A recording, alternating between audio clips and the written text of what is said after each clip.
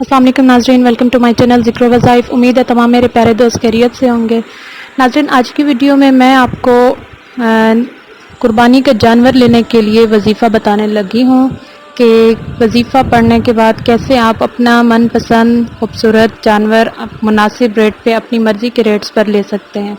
تو ویڈیو کی طرف چلنے سے پہلے جو میری چھوٹی سی ریکویسٹ ہوتی ہے کہ پلیز جن لوگوں نے ابھی تک میرے چینل کو سبسکرائب نہیں کیا تو کائنڈلی میرے چینل کو سبسکرائب کریں اور ساتھ میں بیل کا آئیکن لازمی پریس کر دیا کریں تاکہ میری ہر نیو آنے والی ویڈیو آپ لوگوں تک نوٹیفیکیشن کی صورت میں پہنچے۔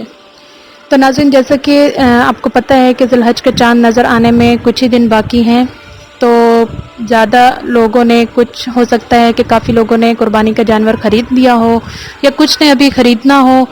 تو آج میں آپ کو وظیفہ بتانے لگی ہوں جس سے آپ پڑھنے کے بعد جب آپ منڈی میں داخل ہوں گے یا گھر سے پڑھ کے نکلیں گے، جا کے منڈی میں آپ کے بھائی ہو گئے، والد ہو گئے، شوہر ہو گئے، جو بھی حضرات ہیں ان کو آپ بتائیں گے، جا کے منڈی میں وہ پہنچیں گے تو آپ کو پتہ ہے منڈی میں کتنا رش ہوتا ہے، کتنا یہ مشکل امر ہوتا ہے جانور اپنی مرضی کا جانور اپنے پسندیدہ ریٹس پر جو ہے ڈھونڈنا۔ گرمی کا موسم ہے اور پھر عید بالکل قریب ہے تو آج کل منڈیوں میں خوب رش لگا ہوگا۔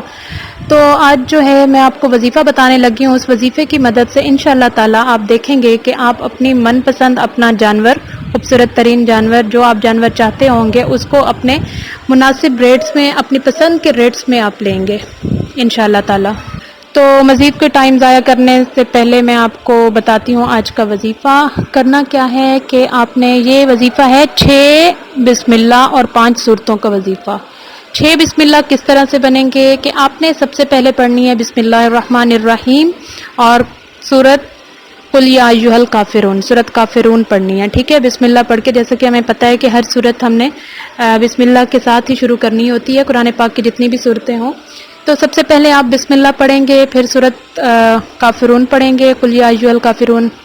اس کے بعد آپ بسم اللہ پڑھیں گے اور سورت اذا جاء نصر اللہ من فتح، ٹھیک ہے؟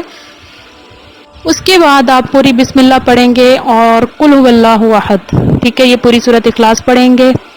اس کے پڑھنے کے بعد پھر بسم اللہ الرحمن الرحیم اور قل اعوذ برب الفلق، سورت فلق جو ہے یہ پوری پڑھیں گے، ٹھیک ہے؟ پھر بسم اللہ الرحمن الرحیم پڑھ کے قل اعوذ برب الناس پوری پڑھیں گے، سورت ناس جو ہے۔